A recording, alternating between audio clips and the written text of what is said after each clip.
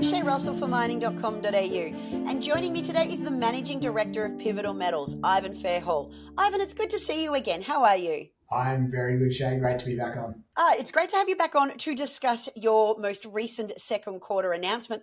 Listen, you guys have been busy over there. What's been happening over the past 3 months? We have been very busy. We've put out a lot of news releases. We've been very active off the back of our exploration program that we did earlier in the year and releasing assay results and results of our downhole geophysical surveys throughout the quarter. They're still continuing. We're probably only about halfway through, so lots more news to come. But the news that we have put out has been really, really quite exciting in terms of opening up the potential of the project. This was Pivotal's first drill program on the project. We're building on a lot of historical work, but what we've seen is that the historical exploration really hasn't bottomed out this resource, literally and figuratively. And the key part of the results that we've been putting out are the down plunge extension. So we've been stepping out below the mineralization, actually in the shallower part of the deposit. So part of the deposit's been drilled down to 500 meters, mineralization all the way down.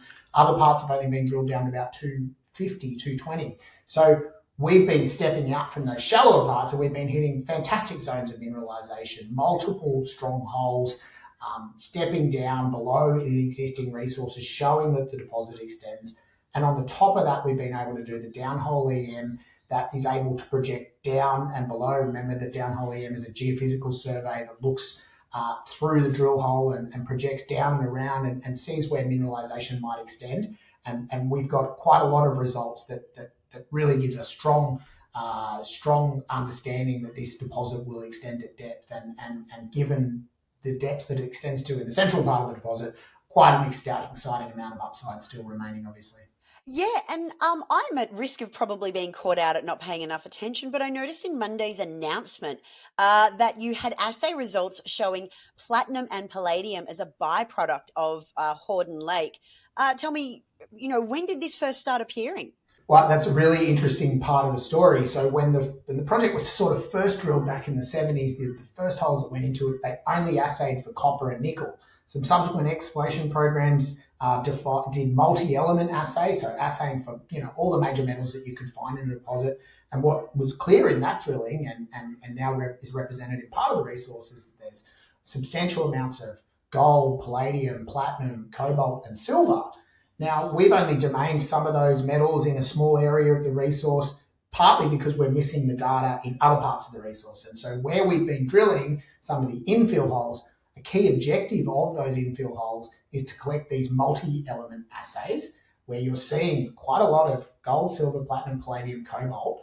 That's just within what we've already defined. Those tons are already there. They're already economic on the basis of being above cut-off grade and going into the resource. This is just additional revenue that you'll be able to get when we bring that into the resource, and you're mining those things to collect the copper and the nickel primarily, but you're getting those byproducts along the way. So bringing them into the resource, it's a low exploration risk, a way for us to add value to the deposit.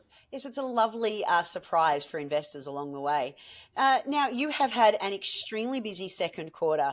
How are you going to back this up over the third quarter, the next 3 months coming?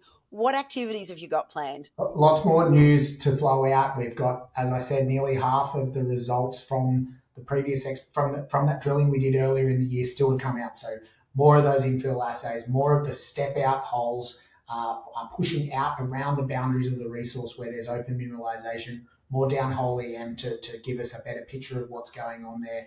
We're taking that.